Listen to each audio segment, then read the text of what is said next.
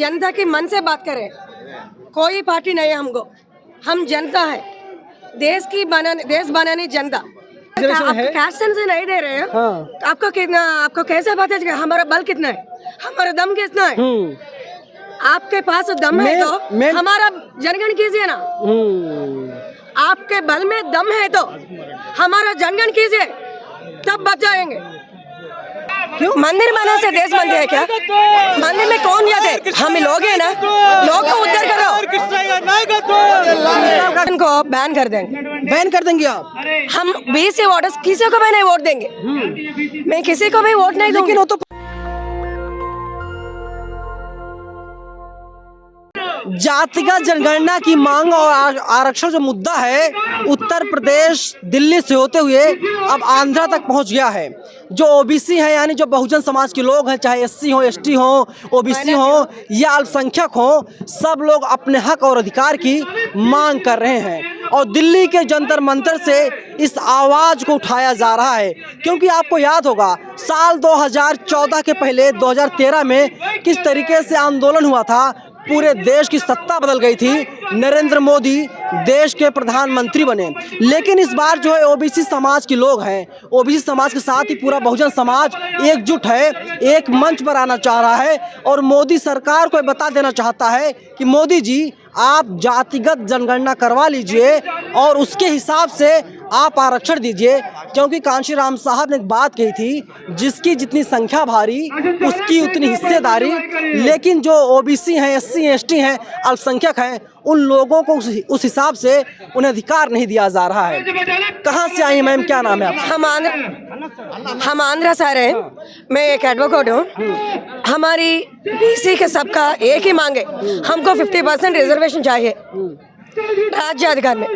इसकी मांग को पूरे करने के लिए जंतर मंदिर से हमने आवाज उठाई।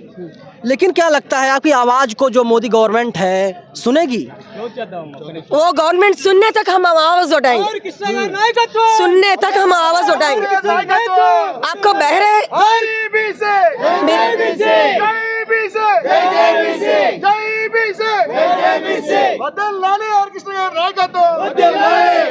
कोई नहीं, आप कंक्लूड कीजिए, आ जाएगा।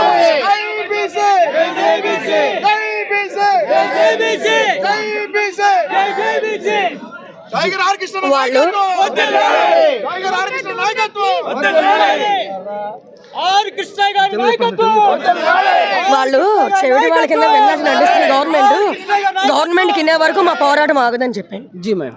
और कृष्णा गार नायकत्व, और कृष्णा गार नायकत्व, और कृष्णा गार नायकत्व।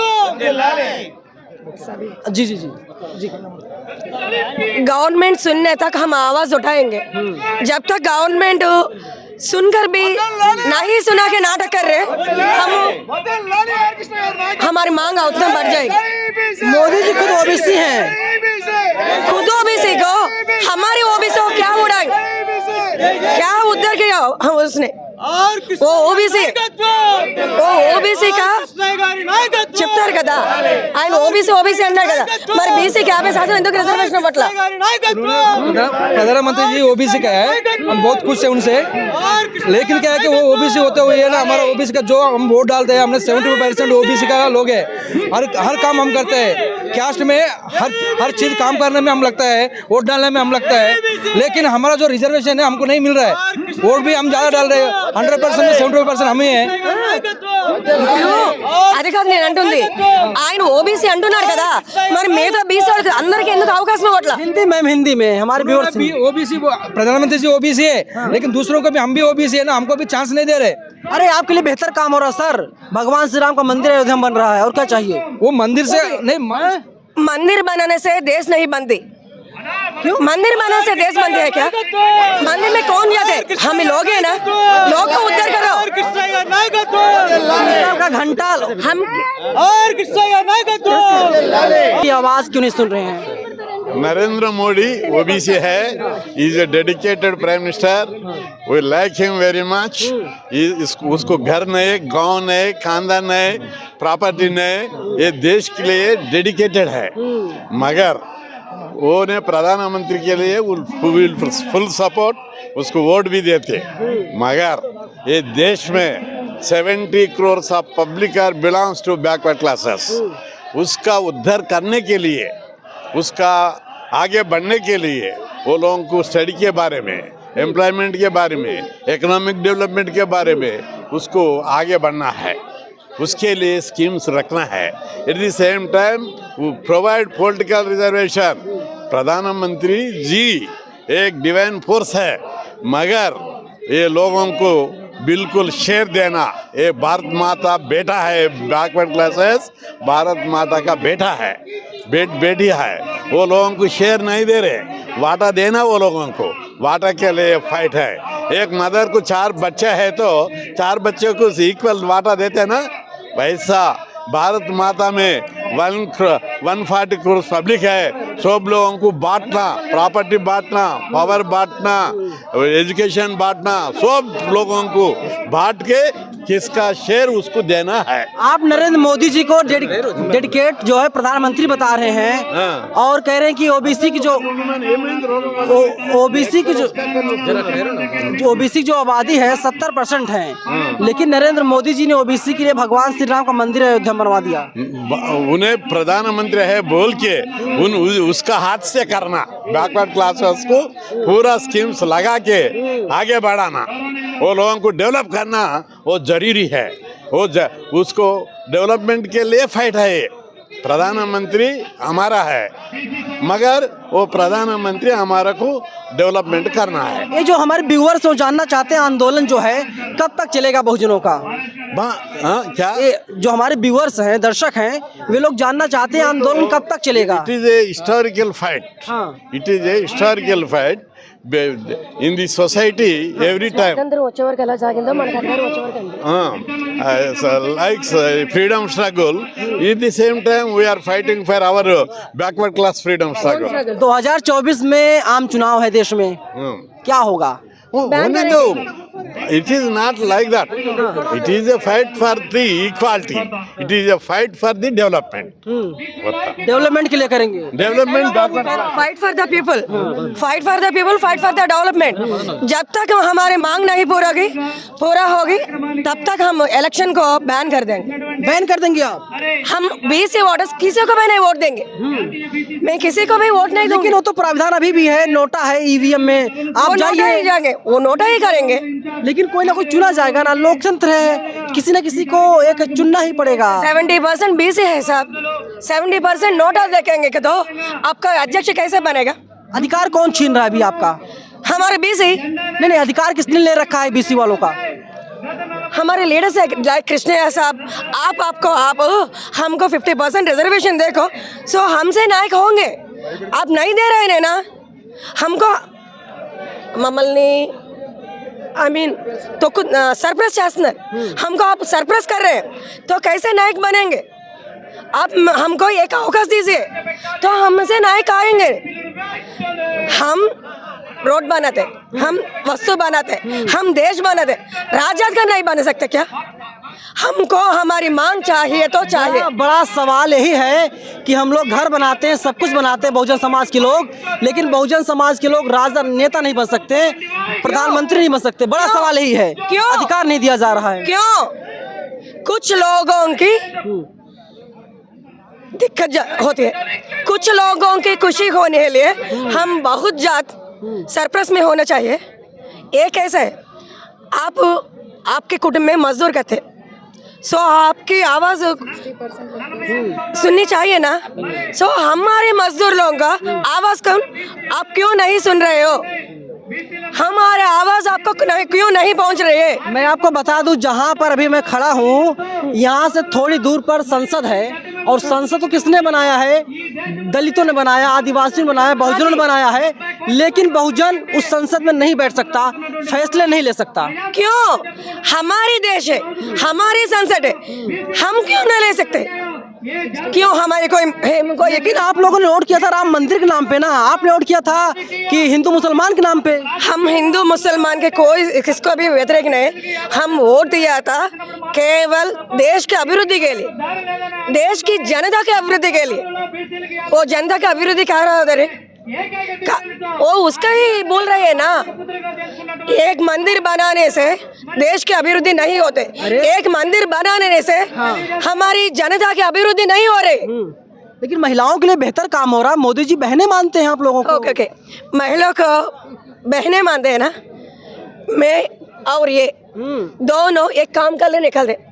हमारी पेमेंट उसको 500 क्यों, मेरे को 300 क्यों? आफ्टर इंडिपेंडेंस उसको पाएगा 500 क्यों, मेरे को फिर 300 क्यों? समान काम समान वेतन नहीं होती है क्या? किसी की मजदूर औरत को पूछो। आज इंडिपेंडेंस आफ्टर 50 इयर्स कोई औरत को समान हक दे दी गई है, केवल किताब की बात है। आजादी के 75 साल हो गए, लेकिन अमृत काल चल रहा है, अमृत काल के मजे लीजिए ना मैम। कैसा मजा? आप एक भूखे पेटे पे हो, मर रहे हो, तो वो इमारत बन रहे की खुशी के चपट लगाऊं क्या? मेरे भूखे के क्यों? मेरे इमारत को देखकर मेरे भूखे पेटे पेट भर गया, पेट भरेगी क्या? एक आप देश की उन्नति चाहिए तो एक मजदूर औरत को पूछो, वो कैसी है, वो कैसे जी रही है? वो नहीं जी रहे, जीने की एक्टिंग कर रही। बाबा साहब ने भी यही कहा था, अगर किसी समाज को मुझे आंकना है, देखना है, तो उनकी जो महिलाएं हैं मैं उनके बारे में जानूंगा, महिलाओं की स्थिति क्या है। किस नेता जाने, किस नेता जाने? मैं पूछ रही हूँ, किस नेता, किस मजदूर औरत के पास जाकर आप ठीक है बहन कैसी मुझे चुनाव के वक्त आते हैं ना, ఎలక్షన్ ఓ అలాగే మోసపోయి కదా ఓట్లు వేస్తున్నారు వాళ్ళు. ఓ సబ్ నమ్ముతున్నారు అందరికి ఏమంటాం?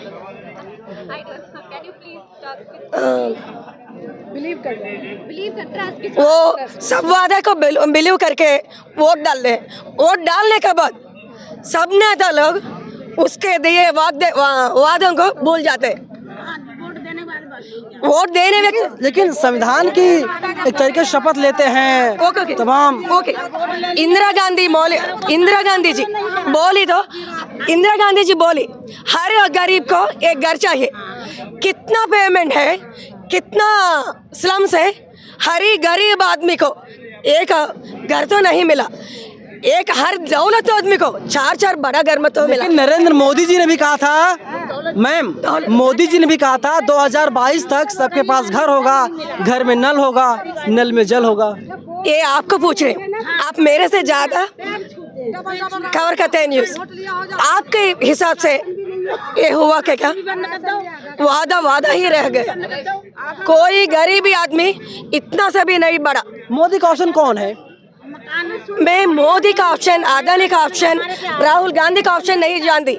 मैं एक ही जानना चाहती हूँ, फ्यूचर के लिए हमको एक हमसे जज्बात जानने के नायक चाहिए, हमको उद्यम करने का नायक चाहिए।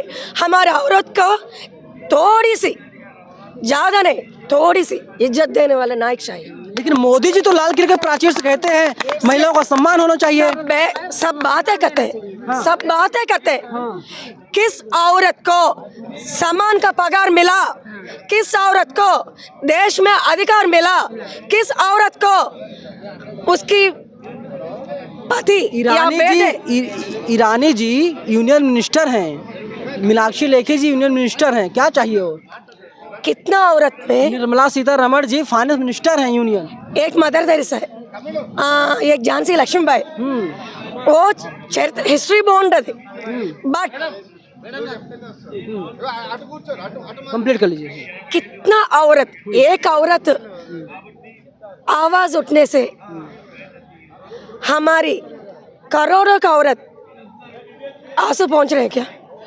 बिल्कुल, सवाल जो है जायज है और सवाल लगातार पूछा जा रहा। मैं आपको एक बार तस्वीर दिखा देता हूँ अपने चारों तरफ, आप देख लीजिए। लोग आंध्र से आए हुए हैं, आंध्र प्रदेश से आए हुए हैं और यहाँ पर इन लोगों का एक आंदोलन है, जातिगत जनगणना हो जाए, इसके साथ ही महिलाओं को आरक्षण दिया जाए, बहुजनों को आरक्षण दिया जाए, वो भी 50%। और जो मौजूदा सरकार है नरेंद्र मोदी जी की, वो शायद सुनने के लिए तैयार नहीं है।